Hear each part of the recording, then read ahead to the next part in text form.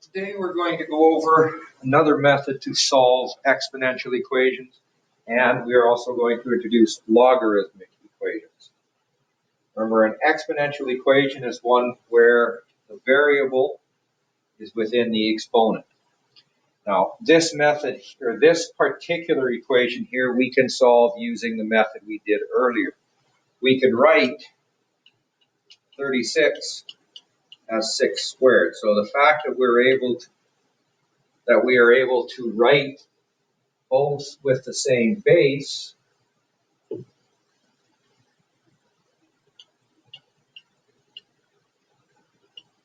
therefore now we got 6 is x to the power of x plus 1 is equal to 6 to the power of 6x.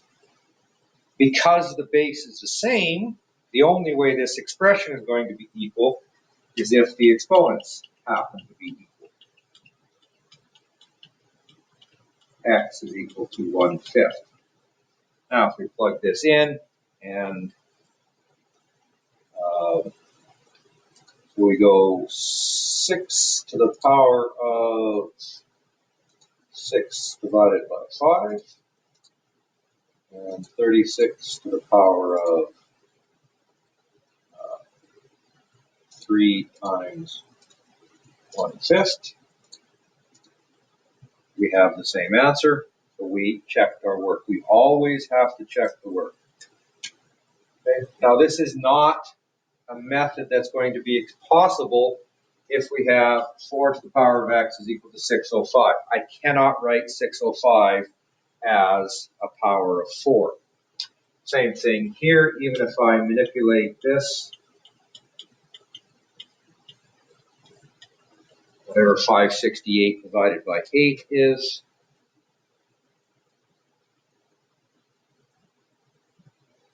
so I cannot write 71 as a power of 3. Those are not possible, so we need another process, another method to do this. And I say throw logs at it. Well, what does that mean? Well, just like we can with any teeter-totter, right? If we do something to one side, we do something to the other. So I would be able to square both sides here, and the equation is still the same. I could multiply both sides by 2 for some reason, and then the equation is still the same. I could take a common factor, well, not a common factor in this case, but you can do all those things. So here we're just applying a mathematical operation to both sides. Now, why does that allow us to, what does that do to us? Well, we throw logs at it, or take logs of both sides. Notice what happens. Now we can use the laws of logarithm and say, you know what? I don't like that x in the exponent. Using our product law, power law, I can shake down that exponent. And then, now I have a linear. I'm able to shake down that exponent. Now I have a linear. So here's my exact value. X is equal to log of 605 divided by log of 4. Now I threw log base 10 at that. Okay. I could have thrown any log at it, and I'm going to do that in a minute. Okay. But now if I wanted the approximate answer, I go to my calculator. That's why one of the reasons I threw log base 10 at it, because now I can go to my calculator and punch in log of 605 divided by log of 4. We get 4.62. And if I go 4 to the power of that answer,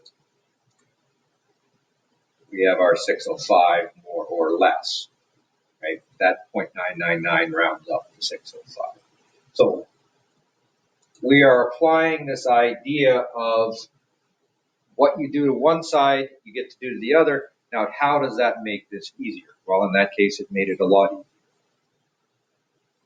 Same thing here. Now, what you want to do when you get something like this, where you've got an 8 times a 3 to the power of 2x, you need to get the exponents by itself. Okay? You have to get that exponent by itself. Then take the logarithms at both sides.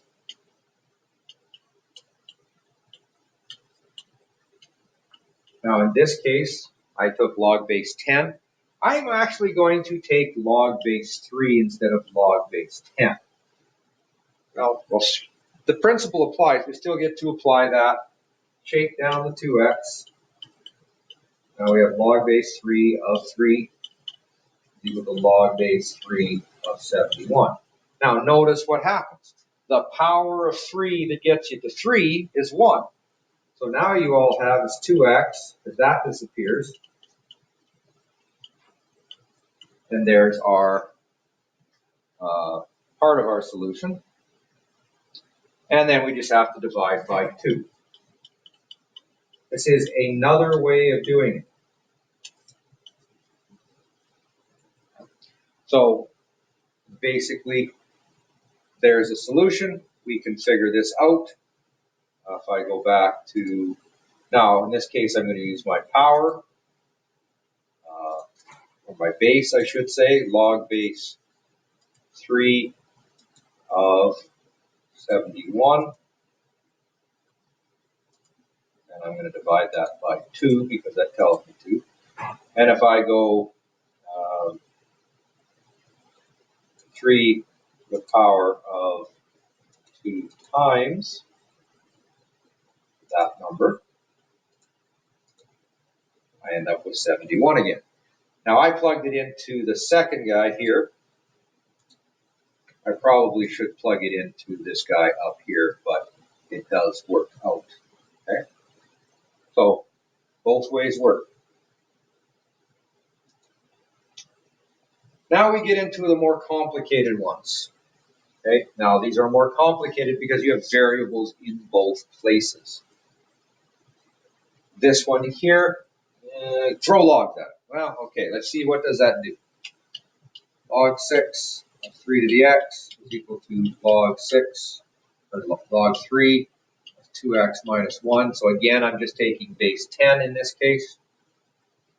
Shake down my exponents. And I'm about to make a very common mistake that we all do just because we forget to do brackets. The 2x minus 1 needs to be multiplied by the log 3. I need to indicate that to myself or remind myself that with the brackets.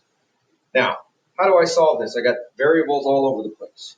Well, we want to expand the right-hand side. Remember, log 3 is a number. That number is about 0.2, 0.3, something like that. But log 3 is a number, so we're just going to treat it like a number. We're going to do our distributive property. Now here, we have these x's in two places. Well, let's get these x's on one side.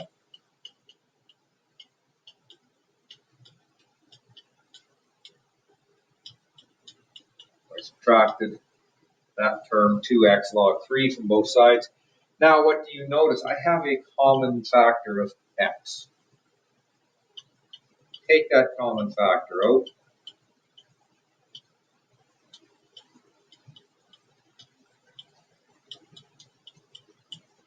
And we can just now go ahead and solve for x. X is equal to negative log 3 over 3 log 6 minus 2 log 3. Kind of an ugly number. That's the exact form. Now, if I wanted the approximate form, I would take that to my number. Now, I can use exponent laws to simplify this a little bit. I can have log 3 to the negative 1 over log 6 cubed plus log 3 squared. Now I have the sum of two logarithms.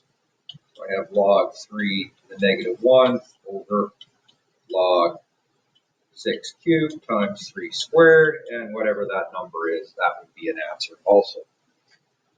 This one here, written response, you get me there, I'm perfectly happy. Now you could have changed the signs. It could be positive, negative, positive, because you would have moved something to the other side. Now this one here is probably by far the most complicated that you're going to get. I am going to throw logs at both sides.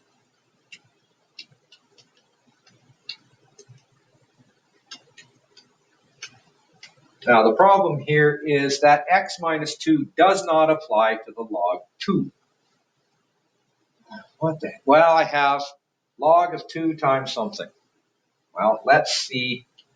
Log of 2 plus log of 3x minus 2 equal to log of 7x. Now I have my exponents applying to one thing only. Don't have to do anything here. I'll bring down my x minus 2 there. And I'll bring down my x here. Now it's just, again, we're going to have 3 terms on the left-hand side. We have to expand this term here. So we have x log 3 minus 2 log 3 equal to x log 7. We have 2 terms without a variable and 2 terms with a variable. Get everything to one side with the variable.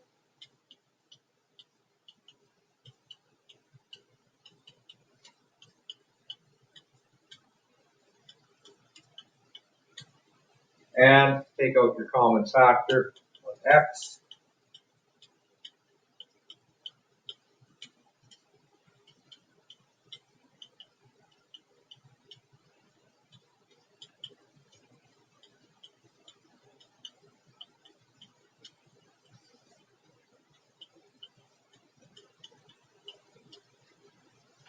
Ugly as all heck, but possible to do. Now, go ahead and plug this into your calculator. Check our answers. We have log 2 bracket minus 2 log 3. And I'm going to hit enter, divided by bracket.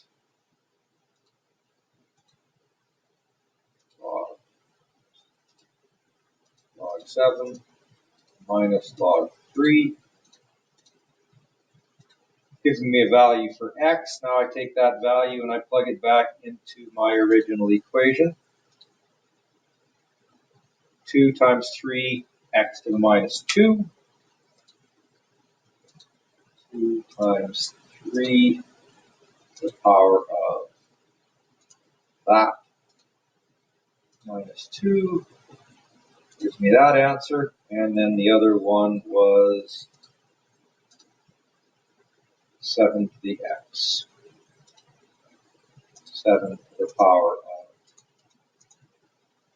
that. Everything better work out, and it does. Okay, check your work. So the approximate answer is the negative 1.775. The exact answer is this one here. Those two, this one here is probably the hardest one that you're going to get.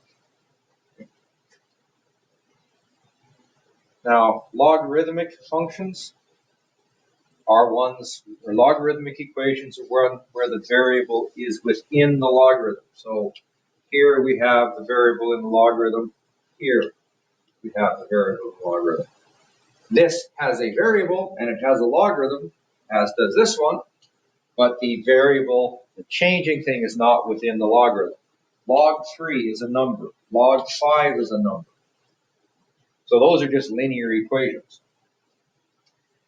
So to solve okay, so basically remember, logarithm is just an argument with the argument is a whole number is just, or the argument is a whole number is just a number. So log base 2 of 64 is 8. Log base 5 of 10 is approximately 1.43. They are numbers, so we treat them as numbers. Now, there are 2 types of logarithmic equations, type A, type B, whatever you want to call it. In this case, we have a log equal to a log. Over here, we have a log equal to a number. if you have a logarithm equal to a logarithm, well, the log base 6 and the log base 6, they're exactly the same. They cannot change. We have, just like when the bases of an exponent are the same, the only thing that can change is the exponent. Here, the only thing that can change are the arguments. So we're just basically, since this log of this is equal to that log of that, that means the arguments must be equal to each other. 2x is equal to 12, x is equal to 6. Check our work. I plug in my 6 here, 2 times 6 minus 1. Log base 6 of 11 is equal to log base 6 of 11. So all you have to do in that case is the exponents are equal to each other. Or sorry, the arguments within there must be equal to each other if they have the logarithm of the same base. Now this one here, we don't have two logarithms. We have the logarithm of something equals to this. Now there are a couple ways of doing this. I tend to like doing this. No, I'll just leave it like that.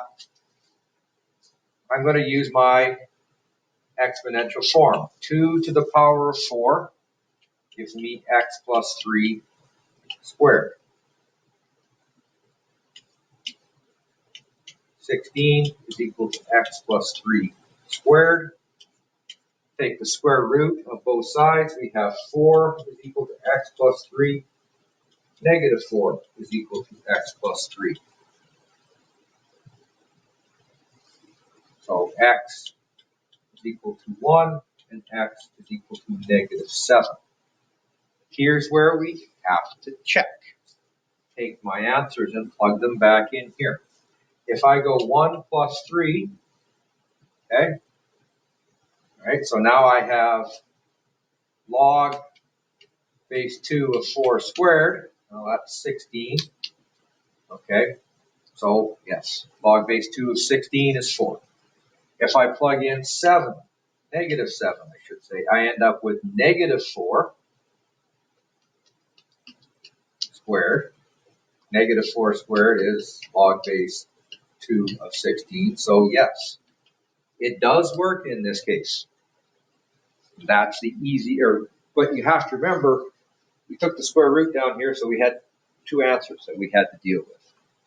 Now, I was thinking about shaking down the 2, but that actually makes it difficult and doesn't actually give us the correct solution. We lose this guy. The negative 7 does work in here because it's squared.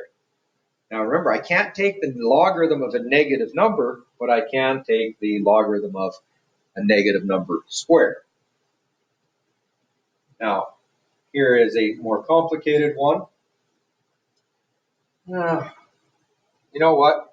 I'm going to leave that 1 over there. I'm going to make it look like what we did up there. I'm going to take, and I'm going to subtract log of x plus 1 from both sides. Now I have the difference of two logarithms. I'm going to write that as one logarithm with the quotient, 8x plus 4 over x plus 1, and that is equal to 1. So now we're at this point. I have a logarithm equal to a number. So 10 to the 1 equal to 8x plus 4 over x plus 1. This leaves me a rational equation. So I've got 10x plus 10, multiply both sides by x plus 1, is equal to 8x plus 4. 2x is equal to negative 6, x is equal to negative 3. Let's see what happens if I plug in negative 3 up here.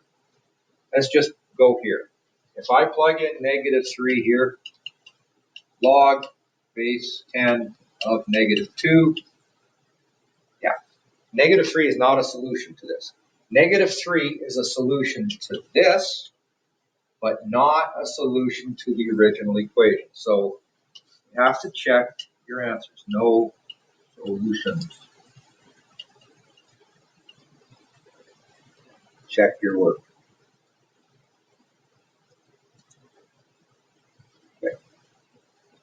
would like you to take a look at these whiteboard questions, and we'll go over those during the class period. And we'll spend some time going over the homework also during the class period.